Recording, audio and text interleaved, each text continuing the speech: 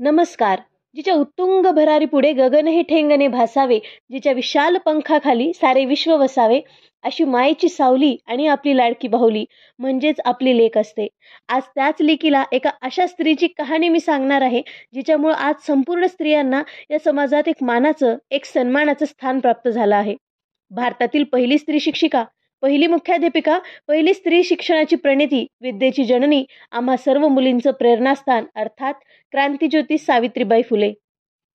3 जानेवारी 1831 नायगाव येथे, सातारा येथे खंडोजी नेवसे व लक्ष्मीबाई नेवसे यांच्या पोटी एका कन्यारत्नाचा जन्म झाला. तब्बल वयाच्या 9व्या वर्षी त्यांचा विवाह ज्योतिबा फुले यांच्यासोबत झाला. जसे पणतीला साथ मिळते ज्योतीची साऱ्या घराला प्रकाशमान करायला, तसंच सावित्रीला साथ मिळाली ज्योतिबाची समस्त स्त्रियांना सुशिक्षित करायला. महाराष्ट्राच्या सामाजिक सुधारणा चळवळीतील एक महत्त्वाची व्यक्ती म्हणून सावित्रीबाई ओळखल्या जातात.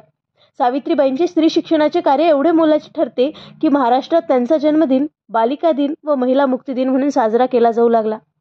अनेक स्त्रियांना आज खंबीरपणे आपल्या स्वतःच्या पायावर उभा राहिलेलं पाहून सावित्रीबाईंनी आपल्यासाठी केलेल्या संघर्षाची आठवण होते आणि मनातील त्यांच्या विषयाचा आदर जो आहे तो द्विगुणित होतो. अहो, कर्मठांकडून केल्या जाणाऱ्या विरोधाचा सामना करून सावित्रीबाई ठामपणे तुम्हा आम्हासारख्या मुलींसाठी काम करताना दिसतात, तेव्हा पुन्हा एकदा माझ्याच मनाला प्रश्न पडू लागतो की आजची परिस्थिती सावित्रीबाई पाहू शकतील का? मनात जिद्द होती म्हणून केला एकच हट्ट, मनात जिद्द होती म्हणून केला एकच हट्ट, अभ्यासाशी करुणा मैत्री घट्ट, कोलकात्यातली कन्या झाली डॉक्टर जबरदस्त. परंतु आज या डॉक्टर मुली देखील आपल्या समाजात सुरक्षित नाहीत, हे माझ्या सावित्रीबाई पाहू शकतील का? अहो, आधुनिक युगाकडे वाटचाल करत असताना प्रगतशील तंत्रज्ञानाचा आम्हाला सार्थ अभिमान वाटतो, परंतु याच आधुनिकतेमुळे आज गर्भात देखील एक कन्या सुरक्षित नाही, हे सावित्रीबाई पाहू शकतील का? स्त्रीभ्रूण हत्या आणि बलात्कार यातून वाचलेल्या माझ्या अल्लड मैत्रिणी आज प्रेम नावाच्या जाळ्यात अडकताना दिसतात. मान, मर्यादा, कर्तृत्व आणि चारित्र्य यातून उजळणारं त्यांचं सौंदर्य मात्र त्या गमावून बसतात.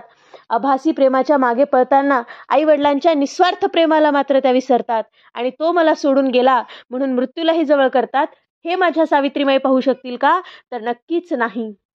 खरं तर उत्सवातही राबणारी, कुटुंबाच्या काळजीत सर्वस्व विसवलेली, कुटुंबाला स्वतःचं विश्व समजणारी, स्वतःच वेळ काढून काम करणारी, मात्र स्वतःसाठीच वेळ नसणारी एक जिवंत सहनशील मूर्ती म्हणजे खरं तर स्त्री असते. आणि याच स्त्रीचं दुसरं रूप नक्कीच मला सावित्रीबाईंना दाखवण्यास अभिमान वाटेल. सावित्रीबाई, तुम्ही काल वाट दाखवली म्हणून आज आमची महिला राष्ट्रपती झाली. सावित्रीबाई, तुम्ही काल वाट दाखवली म्हणून आज सृष्टी देशमुख सारखी महिला IAS झाली. खरं तर काल तुम्ही वाट मोकळी केली म्हणून आज सावित्रीच्या कित्येक लेकी देशाबाहेर जाऊन विविध क्षेत्रात भारताचं प्रतिनिधित्व करतात. काल तुम्ही वाट मोकळी केली म्हणून आज घराचा उंबरठाव लांडून शेतातून सोन्यासारखं पीक देखील माझ्या महिला उगवतात. आज सावित्रीबाईंच्या जयंतीनिमित्ताने मी सर्व सावित्रींच्या लेकींना विनंती करते की उमललेल्या कळीपासून, बाबांच्या भावलीपासून बहरलेल्या बगीच्यापर्यंत, वडिलांच्या आधारापर्यंत प्रवास करायचा असेल तर सावित्रींच्या कष्टाचा आदर्श डोळ्यासमोर ठेवा, आई वडिलांच्या मायेचा ओलावा सोबत ठेवा. नक्कीच आयुष्यात कधीही तुमचा पाय घसरणार नाही, हसत्या खेळत्या आयुष्यात कधीही तुम्हाला कोणी रडवणार नाही, अशी शाश्वती देऊन मी तुमची रजा घेते. मनःपूर्वक धन्यवाद.